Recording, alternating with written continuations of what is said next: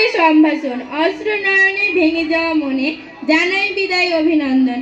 School কর্তৃক আয়োজিত SSC পরীক্ষার্থীদের বিদায় উপলক্ষে অস্ত্রসিক্ত অভিনন্দনের সম্মানিত সভাপতি, উপস্থিত শ্রদ্ধেয় শিক্ষক শিক্ষিকা মণ্ডলী, অভিভাবক মণ্ডলী, প্রাণপ্রিয় বড় ভাই ও বোনেরা, সকলের প্রতি রইল আমার আন্তরিক সালাম। আসসালামু আলাইকুম। সম্মানিত উপস্থিতি, দোলনায় দোল খেতে খেতে সময়ের সাথে পাল্লা দিয়ে বেড়ে ওঠা আমাদের শৈশবের কোনো কিছু বলতে পারি না। আর যা বলে থাকি তা বড়দের থেকে শোনা গল্প মাত্র। আস্তে আস্তে মনের ভিতর নানা প্রশ্নের উত্তর জানার তাগিদ বেড়ে ওঠে। এই বেড়ে ওঠার তাগিদ থেকেই জন্ম হয় শিক্ষা অর্জনের চাহিদা। সভ্যতার পৃথিবীতে শিক্ষা অর্জনের জন্য শুরু হয় স্কুল কলেজ মাদ্রাসা যাওয়া।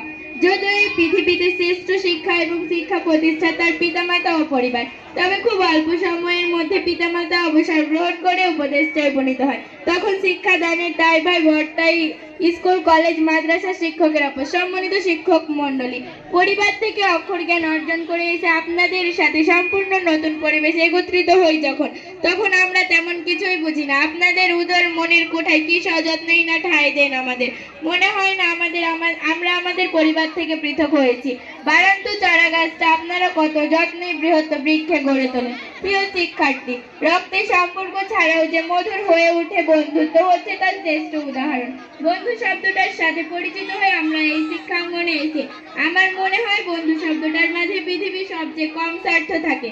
প্রিয় বিদায়ী, কি কথা বলবো আজ আপনাদের তরে। পুরনো অনেক স্মৃতি কেবলই মনে পড়ে। কে যে কোথা থেকে এসে এত প্রিয় হয়ে উঠেছিল তা আজ জানি না। শুধু মনে আছে অসংখ্য স্মৃতিকের মুহূর্ত, যা বলিলাই চোখের সামনে ভেসে উঠছে আজ। কবে যে কখন হয়েছিল আপন আজ আর মনে নেই। তবে কেন যেন মনে হচ্ছে প্রাণটাকে দেহ থেকে দিয়ে দিচ্ছি বিদায়।